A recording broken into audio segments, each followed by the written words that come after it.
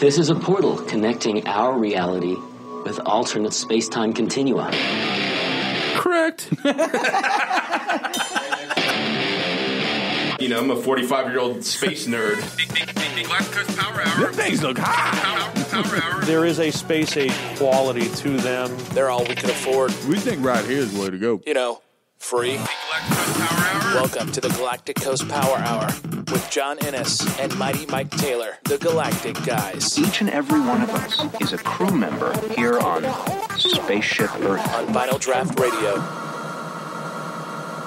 That is right. This is the Galactic Coast Power Hour, but we are not coming to you live from the ACU Texas studio on the top floor of the historic Gemini building just down the street from the home of human spaceflight. No, after 100-plus studio shows, a couple dozen remote shows, and more recently a handful of Zoom-powered shows at a social distance, the Power Hour is back and coming to you live from one of the most dynamic, intimate, and always evolving live music and performance venues on planet Earth, in my humble opinion at least. We are honored to be broadcasting live tonight from Scout Bar in Houston, Texas, which also happens to be just across the street from the home of human spaceflight. So we should do an entire show on Scout Bar, its past, present, and future, and we might touch on some of that later. But the reason I was able to sneak in here tonight while the venue is closed is to discuss the band that just wrapped up rehearsal minutes ago and is about to release a new album, their new self-titled album. First album in, correct my math if I'm wrong, but about 15 years? That's exactly right. 15 years. The Hunger. And if we're going to be visiting with The Hunger, that means the founders, brothers, dueling keyboardist, and harmonizing lead vocalist Jeff and Thomas Wilson must be somewhere around here. We're close. We're not social distanced at all. Hey, fellas, thanks for taking the opportunity to sit down with me. No, thanks for having us. Definitely. No, I really appreciate it. This could go in all kinds of different directions, right? I mean, I know you want to go heavy about the new album. And we could do that right now, or we could, we could spend a few minutes kind of giving a little bit of background about people, about The Hunger. I'm sure there's a couple people that might be listening that aren't as familiar with the band. So you pick the direction, and we'll go that direction. It's up to you, brother. Well, okay, let's just start, I guess, at the beginning real quick, and then we'll get to the new stuff. But where, when, and why, and how did it all start? Obviously you guys are brothers. I always think of The Hunger as a in my mind, it was like born in a Dickinson area garage or something. You read the bio, huh? Right. No, definitely read the bio. But tell a little bit about how it all started, the influences, and how you got to where you got to, and then where you are now. Well, it depends on what version you want. To be honest with you, you can just pick one. Well, this could go on for a long time, and it could get pretty bad and incriminating. To be honest with you, we started off as, like everybody does, we started off as a rock cover band, and we went to a club, and, after a year or two of being a cover band, and we went to a club, and we took some ecstasy a long time ago. Right. And it blew our minds. Yep. And we turned in, and the very next day, we're like, this is what we want to do. And we didn't sell our guitars, but we went out and bought keyboards and immediately learned how to use it, and it changed the trajectory of the band almost overnight. Yeah, in that time frame, Houston was one of the, Houston, Chicago, one of the leaders in an entirely new scene, Belgium, whatever, but how often is Houston a leader in any scene? Yeah, and that music was the core of what was going on. So for us, that was a whole new experience, and that's the keyboards and everything that went with it. That's where we went. Just from a personal level, there was a change in attitude and everything. So we learned how to use the keyboards, and we're sitting in our mom's house in our underwear on Sunday night, watching 120 minutes and learning how to program. And we just did it, and we got better at it pretty quickly. And then we started making our own music, and we never looked back. And then each album we added a little bit more organic instruments until we arrived where we are now, which is hopefully a good blend of all of it, and it, in the middle of that, we got a couple of different deals, and each record, if you listen to them or pay attention to them in order, they all progress a little bit more towards rock and metal, and we tried to keep the industrial edge wherever possible, and that's our history, that's our roots, and So we tried to hang on to that, and even today to this record, even more so today with this record, we're trying to, to keep one foot in the past and one in today. Very cool. So that's interesting. So I always pictured, obviously the keyboards, and it seems like that's kind of what everything's based around. But you actually, were a cover band, played guitars before that, then went to the keyboards and developed that unique, because obviously, a lot of people would argue that the Hunger was really unique in kind of mixing the keyboards and the dance, and then later on the metal riffs, and everything. But it's, and I've always said that, you guys were a little ahead of your time. Well, I mean, we went all in. When we stopped playing, I was a drummer in the band. Okay. Jeff was the bass player. And when we decided to do the keyboard stuff, we went in all the way, and we got rid of all of that. It was just keyboards and some pads, and, we emulated the artists that we liked, which is what everybody does, and until we could figure out and develop our own style. And so, and it still pays homage to some of those people, and that's just the way it is. All bands do that. They sound like or have been inspired by someone, and, you're always going to see that in music. And we're no exception. Did the same thing. So, but, we, like I said, we came full circle, came all the way back around and then, embraced. And Jeff can still play bass. He doesn't really do it anymore, but all the songs are still written with a keyboard. And it all comes from there. And then we add in the instruments later on. But the writing process has remained the same. People, that way everyone can write individually. Everyone has a rig at home. They can present ideas, and then go from there. Nothing has changed as far as that goes. Excellent. So, drummer, bassist, at what point did y'all figure out y'all could sing? I don't think at any point we figured that out. Yeah, we did not want to sing. Or that's a necessary evil, I guess. You write a song, you have to be able to sing it, right? Isn't that the way it works from what I hear? Exactly. And so we had some friends that sang that weren't afraid to do it, and they just didn't have the commitment, or they would miss gigs because they had work, and we were all about just the music, and that's just the way it's always been.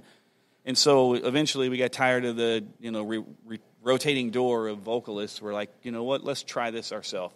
And interestingly enough, we all discovered we had our own little style, and then a byproduct of that is when you're a vocalist, you can't hide. You can't go anywhere. I remember when I played the drums, I was like, I used to duck down so people couldn't see me or whatever.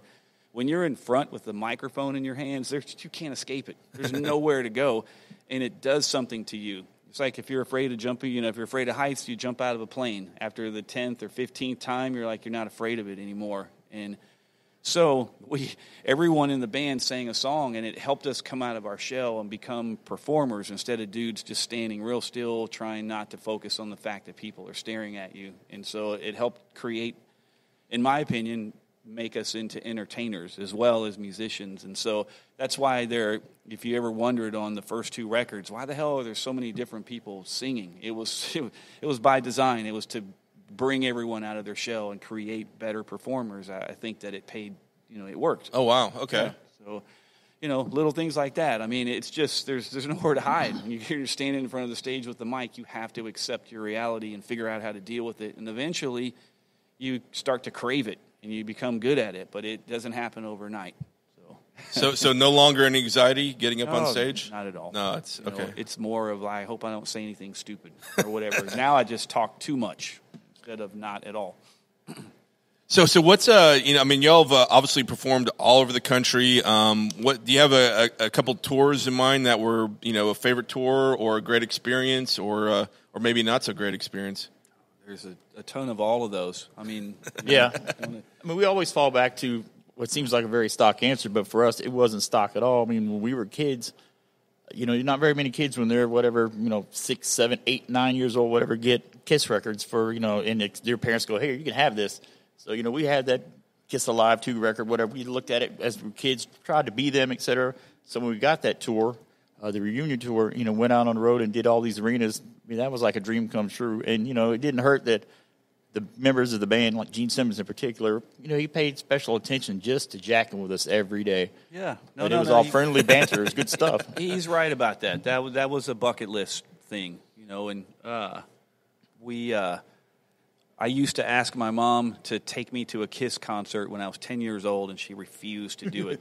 and then I never could afford to go, and the only way I ever got to see Kiss is to open for them. Wow. So we did an entire leg of the tour, and became good friends with the crew, and they used to put us in the harnesses after they safety test it and fly us around in the afternoon and let us play on the drum kit in the open arena. It was fun. It was a lot of, we made friends with everybody. They'd shoot video of us that they weren't supposed to shoot and give it to us. And I don't know where all that stuff ended up at, but it was a lot of fun. Yep. We got to do, playing Cynthia Woods was a bucket list too. Getting to actually do a real set on the main stage in front of, not the opening band at noon in the afternoon where no one's paying attention. I'm talking about playing at night when the whole thing is lit and going crazy. We got to do that a few times, and that was special. We had markets that were, we had incredible representation, and Phoenix was one of them. And, not a lot of people these days remember the Phoenix riot that happened at the Deftones show that we were on this festival, and we played right before the Deftones, and he almost started the riot. He had them close. I mean, they were the hill was on fire. They weren't playing around. They were dancing around fires, and it was 20,000 people burning stuff. There's an article in that sometimes people look at me when I tell stories, and I can tell they're like, this guy's full of shit. And I'm like, no, this really happened. You've got documentation to back it up. Yeah, we found the article from the publication. Phoenix Mercury Sun or something. Yeah, and so I posted it and printed it and put it on stapled in the office at Scout, so you can look at it. And it has phrases like, a group of rowdy teens raided the beer pavilion or whatever during a set by The Hunger, and then set fire to trash and threw it everywhere, and they made us stop playing because, I used to joke around during the intro to Vanishing Cream, which was real big on the radio. I would talk to the audience. I'm like, hey, everybody up there on the lawn, come down here and party with us, tongue in cheek. And the next thing I know, we kick into the song, and here come thousands of kids running down the aisleways. And, most of those places have elderly women that volunteer to ticket take and stuff like that. And they got knocked to the ground, and it flooded with kids everywhere. And then by the time the chorus kicked in, it was like a bomb exploded. People were flying everywhere. They were throwing things, and the promoter was the radio station was freaking out. And when we finished the song, they made us stop. They're like, we got to get this under control. And they did, and they got everybody to go back, and we finished our set. And then the Deftones came out, and Chino did the same thing jokingly, and they just kept coming and coming, and they couldn't control it. And it turned into a full-scale riot. They were shooting tear gas everywhere. Oh, wow. Yeah. The Deftones got escorted out of Arizona by the Arizona State Police. They had cops on all sides of the bus. They drove them straight Couldn't get them out soon enough. Yeah. Wow. It was like $150,000 worth of damage or something like that. That was crazy. It was a great show, though. It was when we're playing back then. Yeah, for us. I mean, that whole kind of angst, violence kind of feel. I mean, we weren't trying to hurt nobody, but it always fuels you to go even harder. I learned a lesson, though. You got to be careful how much you push it, because you can jokingly say something and it can happen, and all of a sudden you got consequences. That's when you learned you had superpowers. Yeah, who would have known? But it happened, though. Yeah, we back in the day, you play the clubs during the week, and on the weekends you play the festivals. All the bands at the time, we'd meet up every weekend. We'd see Typo Negative or the Deftones or Creed or Foo Fighters or Prong or Gravity Kills or all those bands. So or my least favorite to go in front of, because they usually would smoke you in the day, was Seven Dust, because they would murder you back then. They were young, aggressive. Oh my goodness. Yeah, we did a lot of dates with Candlebox, bands like that. But that was the time frame and everything. So it was interesting. You'd chase each other in the clubs, and then you'd meet up in the weekends and play a radio festival in Detroit, and then another one in wherever, and then you go back to the clubs again. It was a cycle that you would do during the warm part of the year. And everybody leaves and goes to Europe or whatever. And you name dropped a lot of awesome bands that have played this club. Oh yeah. That's part of the connection to the whole thing. Is it's actually what made me want to open Scout in the first place. Was playing a lot of clubs. It's really ironic that especially in the '90s, you would have to the quote was you're a 10-year overnight success. So you'd have to work really hard in your own market, probably for about a decade, And then if you were lucky, someone would pick you up and sign you. And then if you were even luckier,